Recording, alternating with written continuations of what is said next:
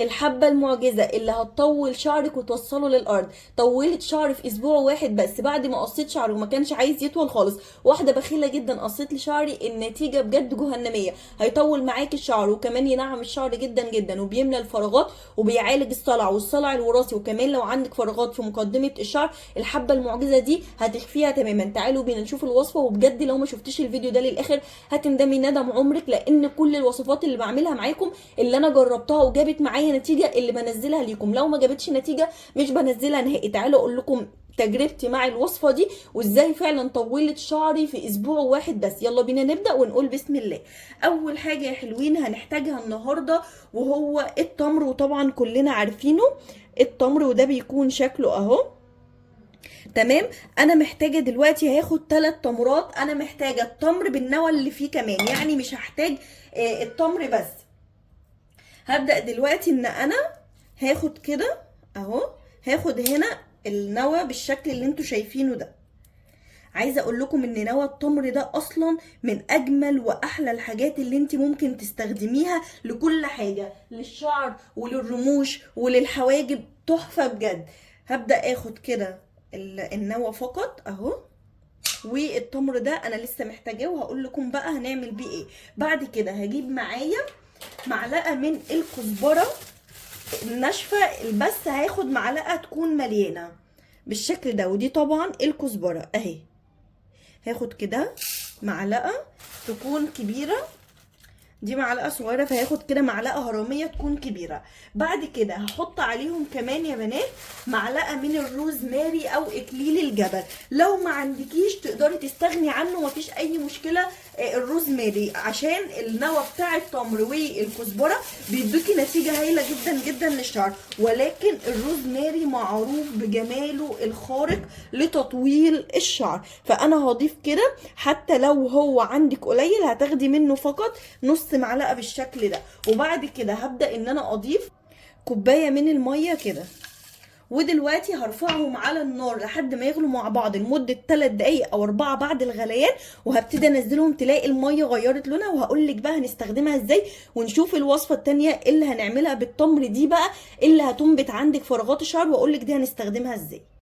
بصوا كده بقى بعد ما غلت مع بعضها شويه، شايفين لون الميه بيكون مصفر كده، ولما بتسيبيها كمان شويه بيدي لون بني، وده اللي انا محتاجاه. هنسيبها الوقت ده كله بالطريقه دي، وبعد كده هصفيها. هنستخدمها ازاي يا مروه؟ هحطها في بخاخه ويوميا على الشعر هبتدي ابخ منها على شعري.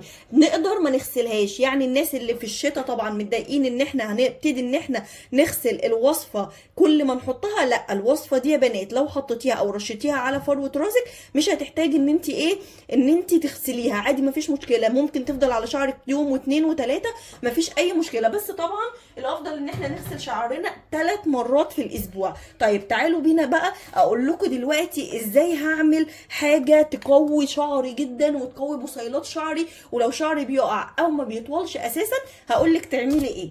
اول حاجه هجيب معايا التمر اللي انا استخدمته او اللي استخدمت النوى بتاعه بالشكل ده. وبعد كده يا مروه هنعمل ايه؟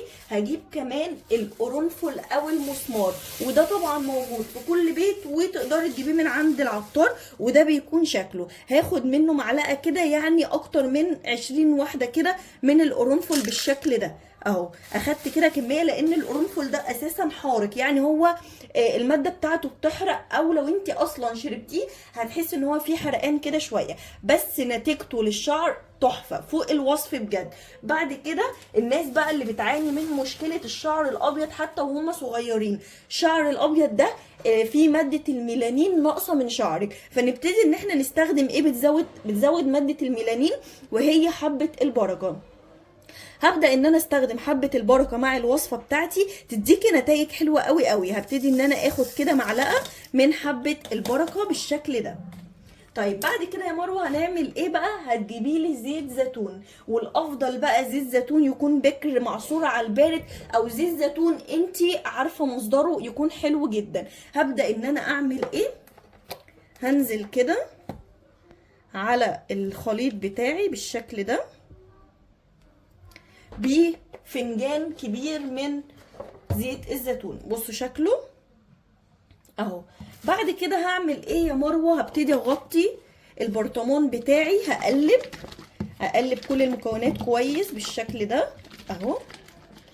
بعد كده هبتدي اركنه في مكان مظلم، يعني ايه مفيش نور، هنحطه كده في المطبخ، او ممكن تلفيه بالورق السوليفان عشان ما يدخلوش اي اضاءة ولا اي حاجة، لمدة 3 ايام فقط. هتعمليه كده وتقفلي عليه كويس جدا جدا وتحطيه في المطبخ او في الدولاب عندك، مكان يكون عتمة، وبعد كده هتسيبيه 3 ايام. بعد ال3 ايام يا مروة هنعمل ايه؟ هبتدي اطلع الزيت بتاعي اصفيه. عايزة اقول لكم بقى ان التمر ده مع المكونات اللي احنا حطيناها هتخلي الزيت في حتة تانية خالص، هتقوي الشعر من اول استخدام. لو شعرك بيتساقط كتير جربي، ومش هتحتاجي تشتري اي زيوت تاني من بره ولا اي حاجة. هتبتدي تصفيه في برطمان تاني او في اي عبوة ازازة فاضية عندك.